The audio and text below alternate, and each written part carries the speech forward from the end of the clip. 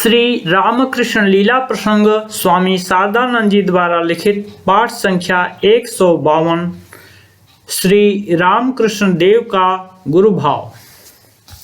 साधक की आध्यात्मिक उन्नति के अनुसार द्वैत, विशिष्टाद्वैत तथा अद्वैत भाव उत्तरोत्तर आकर उपस्थित होते हैं। पाठक संभवतः यह कहेंगे कि तब क्या श्री रामकृष्ण देव यथार्थ में अद्वैतवादी नहीं थे? श्री जगदम्बा के भीतर स्वगत भेद स्वीकार कर जब श्री रामकृष्ण देव जगन माता को इस प्रकार निर्गुण तथा सगुण उभय भावों में अवस्थित देखा करते थे, तब तो यह कहना पड़ेगा कि आचार्य शंकर द्वारा प्रतिष्ठित अद्वैतवाद को, जिसमें जगत का अस्तित्व ही स्वीकार नहीं किया गया है, वे नहीं मानते थे। किंतु यह बात नहीं है।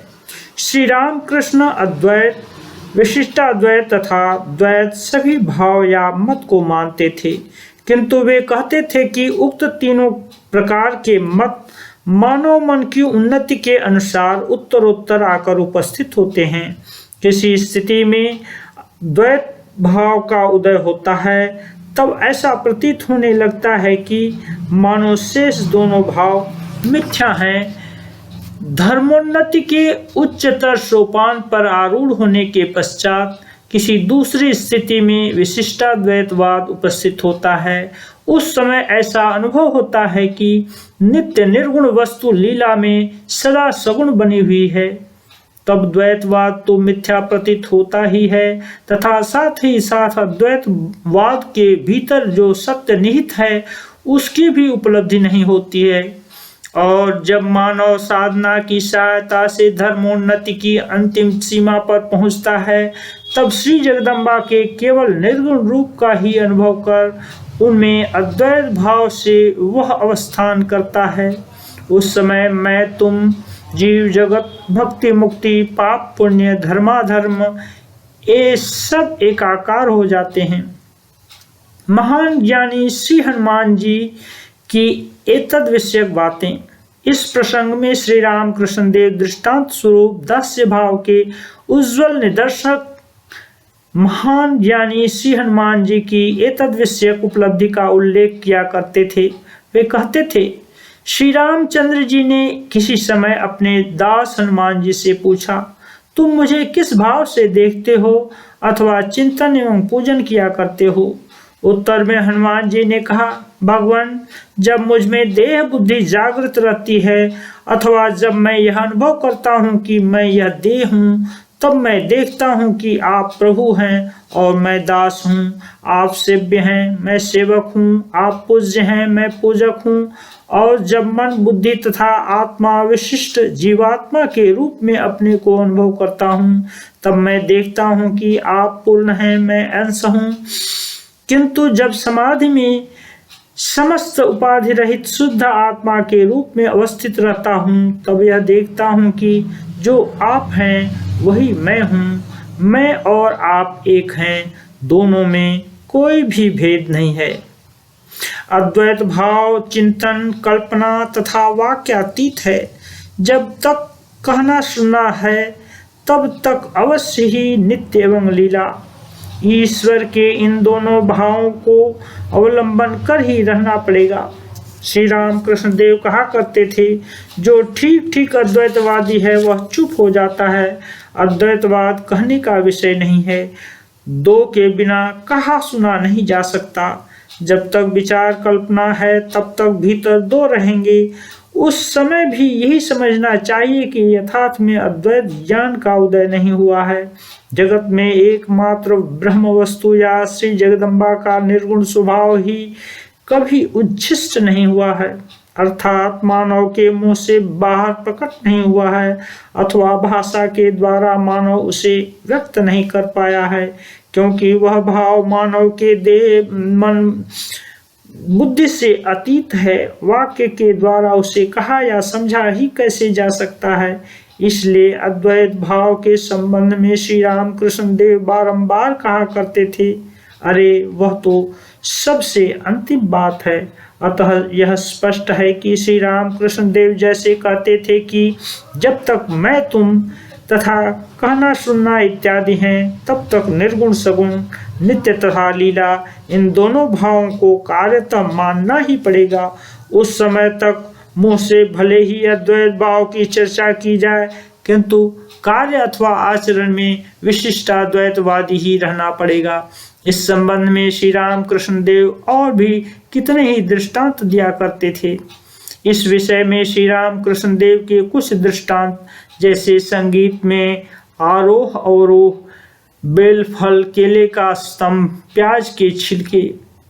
वे कहते थे, संगीत में जिस प्रकार आरोह अवरोह होते हैं, सा रे ग म प ध नि सा, इस क्रम से स्वर को चढ़ाने के पश्चात पुनः सा नी ध प म ग रे सा, इस प्रकार स्वर को नीचे उतारना होता है। उसी प्रकार समाधि में अद्वैत ज्ञान का अनुभव करने के बाद पुनः नीचे उतार कर मैं भाव का अवलंबन कर अवस्थित रहना पड़ता है।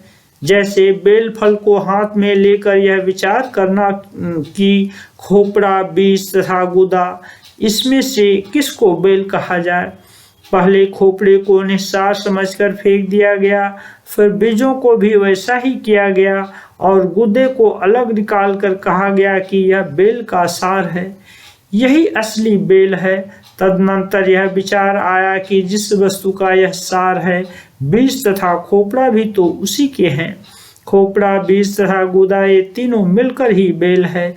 उसी प्रकार नित्य ईश्वर को प्रत्यक्ष करने के उपरांत यह विचार करना कि जो नित्य हैं वे ही लीला में जगत रूप से अवस्थित हैं। जैसे केले के स्तंभ के ऊपर के हिस्सों को अलग करते हुए बीच के अंश में पहुंचकर उसे ही सार समझा गया, तदनंतर यह विचार आया कि ऊपर के हिस्सों का ही यह मध्य भाग है और मध्य भाग के ही वे बाहरी हिस्से हैं, दोनों मिलकर ही केले का स्तंभ है। जैसे प्याज के छिलकों को अलग कर देने पर कुछ भी अवशिष्ट नहीं रहता, उसी प्रकार मैं क्या हूँ इस विचार में प्रवृत्त होकर शरीर मन बुद्धि मैं नहीं हूँ। इस तरह क्रमशः इन्हें पृथक कर देने पर यह प्रतीत होने लगता है कि मैं नामक कोई अलग वस्तु नहीं है। निस्संदेह सब कुछ वे यानी ईश्वर हैं। जिस प्रकार गंगा जी के कुछ जल को घेर कर कोई कहे कि यह तो मेरी गंगा है। अस्तु, अब हम प्रस्तुत विषय में आगे बढ़ते हैं। निर्गुण भाव से 2-4 पग नीचे भाव मुख में अवस्थित रहने पर भी उस स्थिति से अद्वैत का विशेष अनुभव होता रहता है।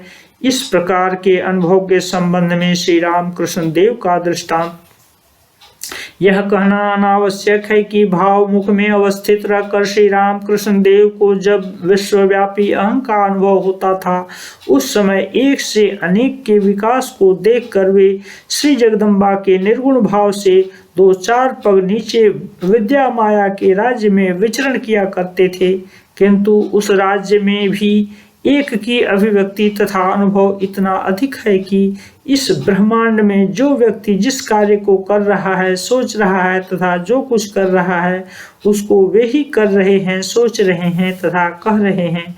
ठीक उसी प्रकार का अनुभव श्री राम कृष्ण देव को होता रहता था। उस अवस्था का स्वल्प या आभास मात्र अनुभव भी अत्यंत अद्भुत है। श्री राम कृष्ण देव कहते थे कि एक दिन कोई व्यक्ति घास के ऊपर पैर रखकर चला जा रहा था और उन्हें अपने वक्षस्थल पर अत्यंत आघात का अनुभव हो रहा था, मानो उनकी छाती पर पैर रखकर ही वह चल रहा था। वास्तव में उस समय उनके वक्षस्थल पर खून जमकर काला चिन्ह बन गया था तथा दर्द से वे छटपटा रहे थे। विद्या माया के राज्य से और भी निम्न स्तर पर उतरने से इस प्रकार का अनुभव होता है कि मैं ईश्वर का दास, भक्त, संतान या अंश हूँ। उस स्थिति से उतरकर माया राज्य के और भी निम्न स्तर पर जब वे रहा करते थे, उस समय उनके मन में मैं जगदम्बा का दास हूँ, भक्त हूँ, संतान या अंश हूँ, इस प्रकार का भाव सदा जागृत रहता था। उससे भी नीचे अविद्या माया अर्थात काम, क्रोध, लोभ, मोह आदि का राज्य है। श्री राम कृष्ण देव अत्यंत यत्नपूर्वक निरंतर अभ्यास के द्वारा उस राज्य को त्याग चुके थे, इसलिए उनका मन कभी भी उस राज्य में नहीं उतरता था या श्री जगदम्बा उन्हें उस राज्य में उतरने नहीं देती थीं। जैसा कि श्री राम कृष्ण देव कहा करते थे, माँ के ऊपर जो नितांत निर्भरशील हैं, माँ उसके पाँव को कभी बेताल नहीं होने देती।